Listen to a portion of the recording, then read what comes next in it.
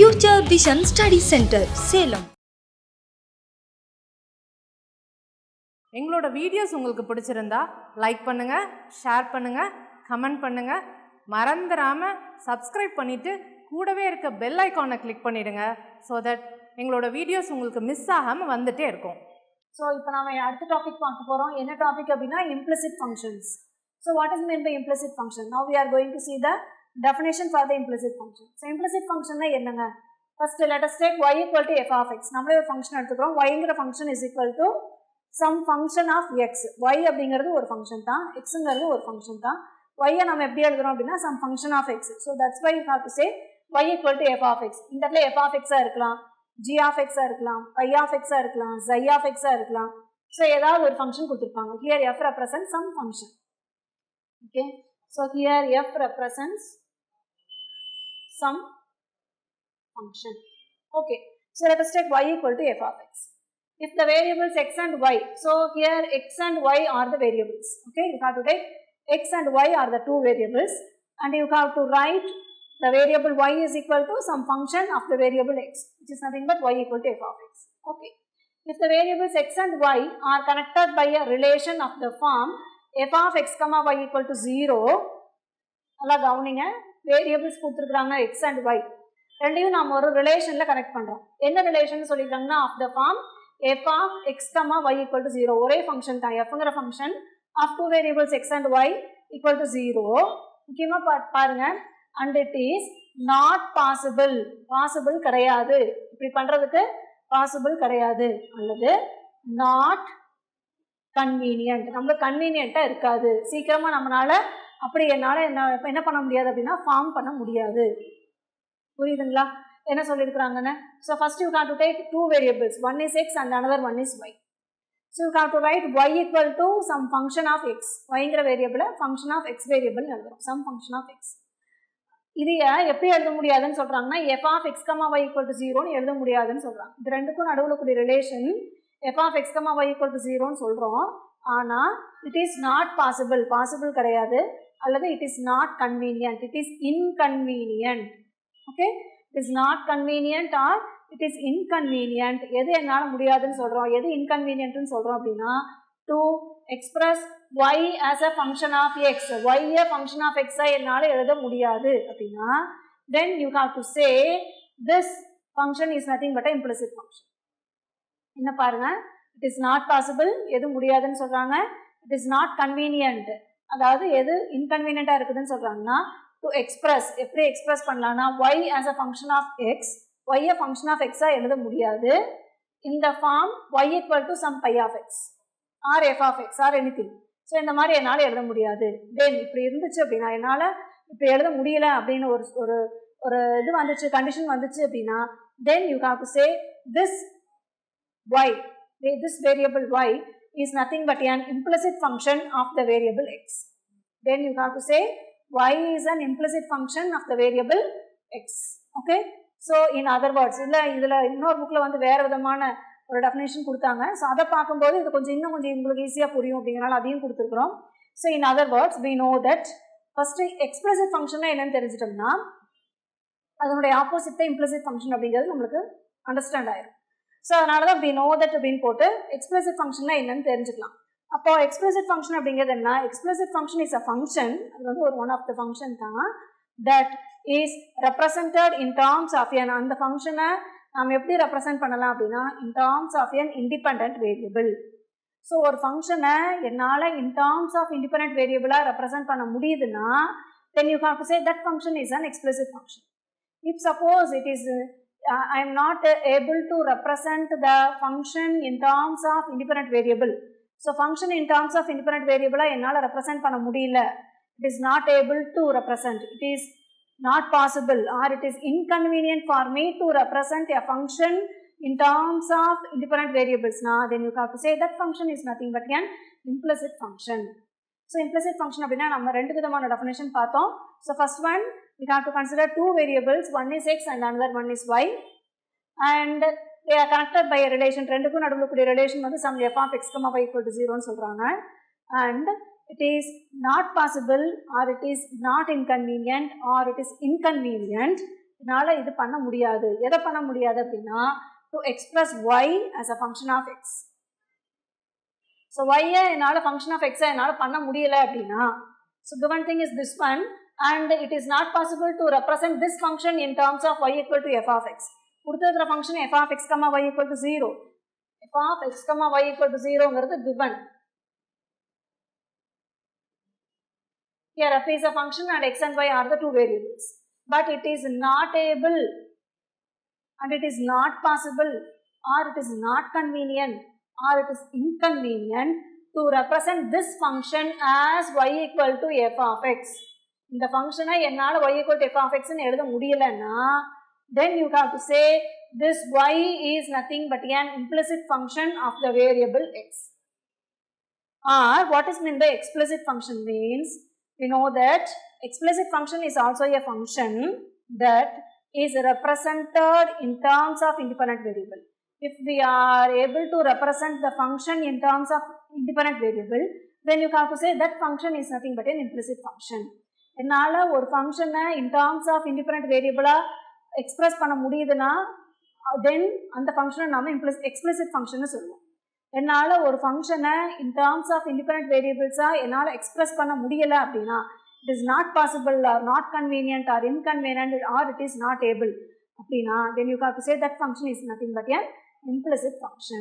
Okay, now we are going to see some examples based on implicit function. First one, example 1, differentiate x square plus y square equal to 25 implicitly. So you have to differentiate this function implicitly and they are giving 4 options. First one is dy by dx equal to x by y. Second one, dy by dx equal to minus x by y.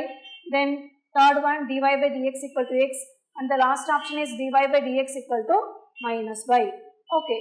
So இது எப்படி பண்ணலாம்? First given thing என்ன கொடுத்துருக்காங்க? x square plus y square equal to 25. You have to take it as equation 1. Then you have to differentiate equation 1 with respect to x, then we get. With respect to x பண்ணிங்கன்னா என்ன ஆகுங்க? x square பண்ணிங்கன்னா 2x plus y square பண்ணிங்கன்னா 2y into dy by dx equal to 25ங்கிறது constant term which becomes 0. அப்போ இது என்னமா மாறுது? 2x plus 2y into dy by dx equal to 0. ஆனால் எனக்கு கொடுத்துருக்கிற ஆப்ஷன் எல்லாமே என்ன ஃபார்மில் இருக்குது? dy by dxல் இருக்குது. ஸோ இந்த டேர்மை நான் அப்படியே வச்சுக்கிறேன்.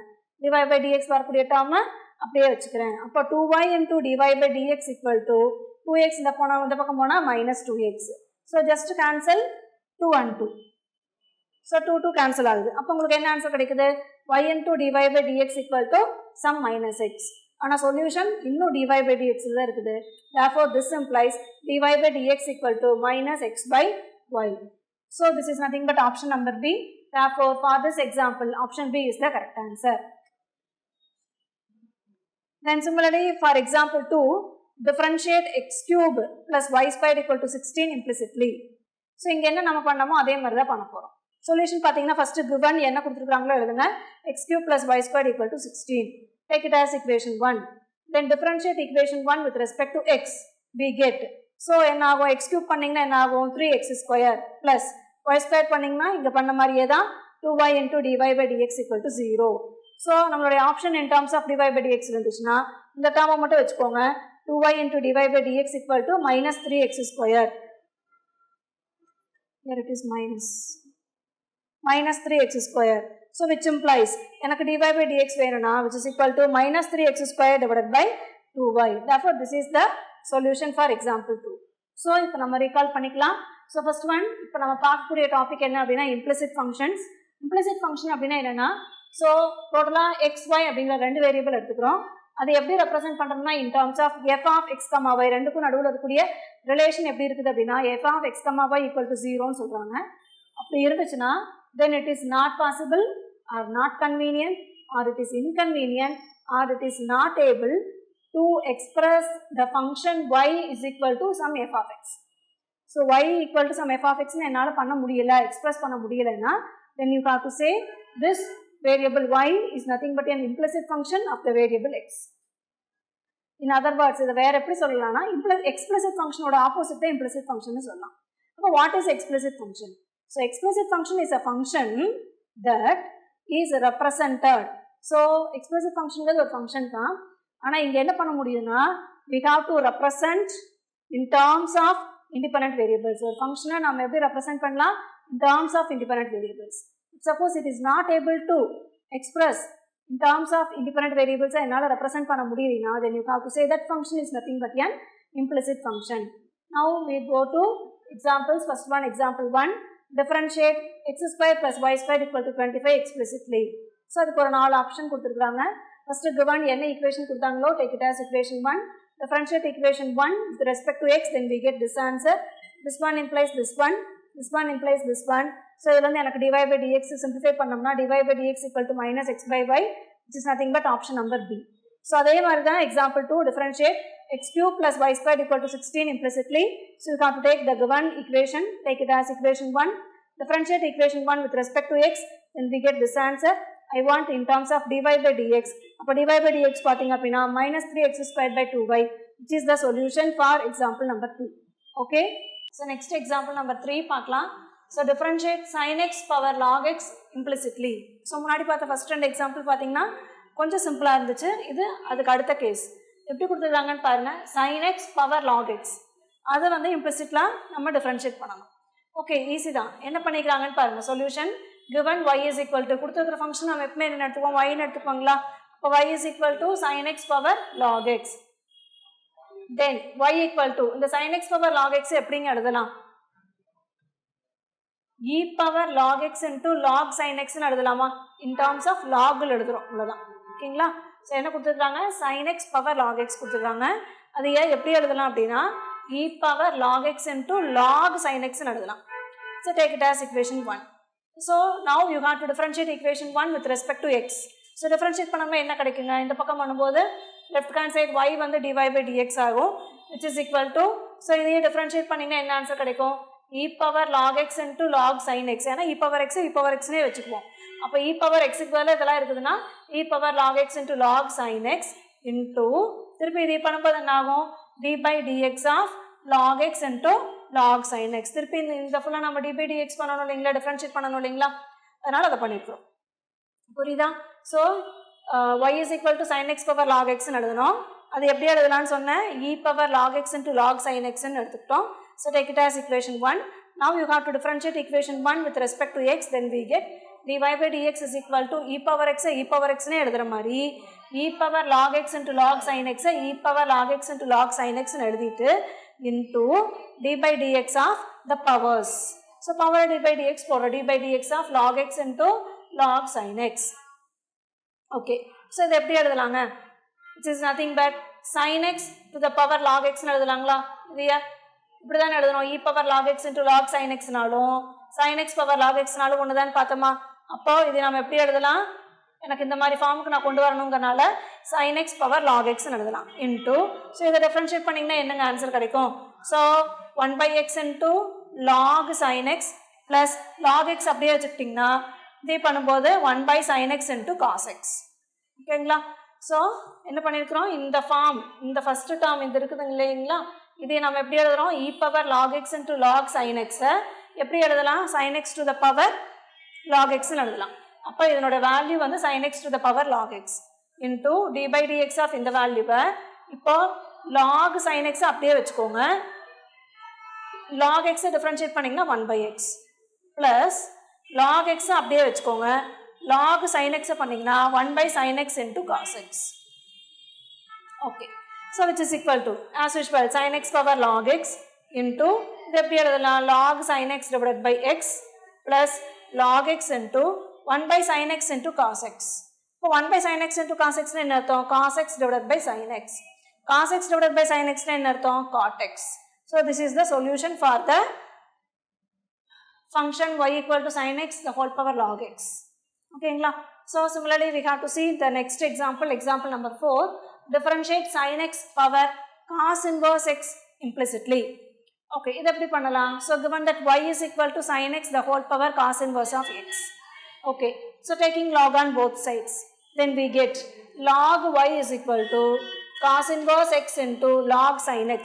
எழுதலாங்களா, ரெண்டு பக்கம் log எடுத்தீங்கன்னா என்ன ஆகும், y என்ன ஆகும், log y. Then sin x the power cos inverse x என்ன ஆகும், cos inverse x into log sin x. Now you have to take this equation as equation 1. Then you have to differentiate equation 1 with respect to x. Then we get so log y differentiate பண்ணுறோம் with respect to X பண்ணும்போது 1/y into dy by dx equal to, so இதையே differentiate பண்ணுறோம் with respect to X பண்ணும்போது cos inverse x அப்படியே வச்சுக்கோங்க, d by dx of log sin x இதையும் differentiate பண்ணணும், plus log sin x அப்படியே வச்சுக்கோங்க, d by dx of cos inverse x. அதானுங்க உண்மை, அதானே. ஸோ log y நீங்கள் டிஃபரன்ஷியேட் பண்ணுறீங்க வித் ரெஸ்பெக்ட் டு எக்ஸ் பண்ணிங்கன்னா என்னாகும் 1/y into dy by dx. So இதை பண்ணும்போது நான் ஃபஸ்ட்டு cos inverse x அப்படியே வச்சுக்கிறேன், இதையே டிஃபரன்ஷியேட் பண்ணுறேன், அப்போது cos inverse x into d by dx of log sin x உங்களுக்கு புரியுற மாதிரி பிரித்து எழுதிக்கிறேன், அவ்வளோதான். ப்ளஸ் log sin x அப்படியே வச்சுக்கிறேன், இதையே டிஃபரன்ஷியேட் பண்ணுறேன், அப்போது log sin x into d by dx of cos inverse of x. அப்போ என்னங்க ஆன்சர் கிடைக்குது, லெஃப்ட் ஹேண்ட் சைடு அதே தான் 1/y into dy by dx equal to cos inverse x தான் into d by dx of log sin x. இப்போ தான் நாம் பார்த்தோம் log sin xக்கு டிஃபரன்ஷியேட் பண்ணிங்கன்னா என்ன வரும்னு பார்த்தோம், 1/sin x into cos x ன்னு பார்த்தங்களா. log sin x டிஃபரன்ஷியேட் பண்ணும்போது we get 1/sin x into cos x. Yes. So here also d by dx of log sin x is equal to 1/sin x into cos x plus log sin x as it is log sin x தான் into d by dx of cos inverse of x. இந்த ஃபார்முலாலாம் நீங்கள் எழுதி போட்டோம் இல்லைங்களா, அப்போ d by dx of cos inverse of x ஓட value equal to -1/square root of 1 minus x square. So which implies எனக்கு எல்லாமே in terms of dy by dx வேணுங்கனால dy by dx is equal to some y into cos inverse of x into cos x divided by sin x is nothing but cot x plus second term as it is log sin x into -1 divided by square root of 1 minus x square. Then therefore dy by dx is equal to, இது எப்படி எழுதலாங்க, what is the value for y here? So yங்கிறது தான் நம்ம என்ன எடுத்துருக்கோம்னா sin x to the power cos inverse of x. So அதனால் yக்கு பதிலாக நான் என்ன பண்ணிக்கிறேன்னா sin x to the power cos inverse of x apply பண்ணிக்கிறேன், இன்ட்டு என்ன போடுறோம் cos inverse of x into cot x, இங்கே மைனஸ் இருக்கிறனால minus log sin x divided by square root of 1 minus x square. So this is the solution for example number 4. Okay, let us recall these two problems. First one, example number 3, differentiate sin x to the power log x implicitly. So solution, first you have to take y equal to sin x to the power log x. இது எப்படி எழுதலாம்னா y equal to e power log x into log sin x ன்னு எடுத்துக்கலாம். Then take it as equation 1. You have to differentiate equation 1 with respect to x. Then we get dy by dx equal to e power log x into log sin x into d by dx of log x into log sin x. அப்போ இது எப்படி எழுதலாம்னு சொல்லியிருக்கிறேன், இந்த மாதிரி எழுதலாம், இதையே இந்த மாதிரி எழுதலாம், அப்போ இதையே இந்த மாதிரி எழுதலாம் sin x to the power log x into இது எப்படி டிஃபரன்ஷியேட் பண்ணிங்கன்னா என்ன ஆகும் 1/x into log sin x plus log x into இதை பண்ணும்போது 1/sin x into cos x. So அதே தான் ஃபஸ்ட் டேர்ம், செகண்ட் டேர்ம் இதே தான் log sin x divided by x plus log x into cos x divided by sin x is nothing but cot x. So this is the solution for example number 3. Similarly for example 4, we have to differentiate sin x to the power cos inverse of x explicitly. Let us take y is equal to sin x to the power cos inverse of x. So taking log on both sides, அப்போ என்ன கிடைக்கும் log y equal to cos inverse x into log sin x ன்னு கிடைக்கும். Take it as equation 1. We have to differentiate equation 1 with respect to x. Then we get 1/y into dy by dx is equal to cos inverse x அப்படியே வச்சுக்கிட்டு இதையே differentiate பண்ணுறோம், plus இதையே அப்படியே வச்சுக்கிட்டு cos inverse x differentiate பண்ணுறோம். So அதனோட value என்ன கிடைக்குது, இதை பண்ணிங்கன்னா 1/sin x into cos x, இதை பண்ணிங்கன்னா -1/square root of 1 minus x square. இப்போ இதுலேருந்து dy by dx எனக்கு வேணும்னா some y into the same term this one into cot x plus this one. So or ஒய்க்கு பதிலாக நான் என்ன அப்ளை பண்ணிக்கிறேன்னா sin x to the power cos inverse of x into cos inverse of x into cot x minus log sin x divided by square root of 1 minus x square. So this one is the solution for example number 4. Okay. TNPSC, TET நியமன தேர்வு, PC, SI, TRB, agri, forest, railway போன்ற அனைத்து போட்டித் தேர்வுகளுக்கும் நேரடி மற்றும் online வகுப்புகள் ஆரம்பம். அனைத்து போட்டித் தேர்வுகளுக்கும் ஸ்டடி மெட்டீரியல் கிடைக்கும். நேரடி மற்றும் போஸ்டல் டெஸ்ட் பேட்ச் வசதியும் உண்டு. தொடர்புக்கு future vision study centre, Salem. Contact 9042030163. Future Vision Study Center, SKS Hospital Road, opposite to Hotel Lakshmi Prakash, near New Bus Stand, Salem. Cell 90420 30163.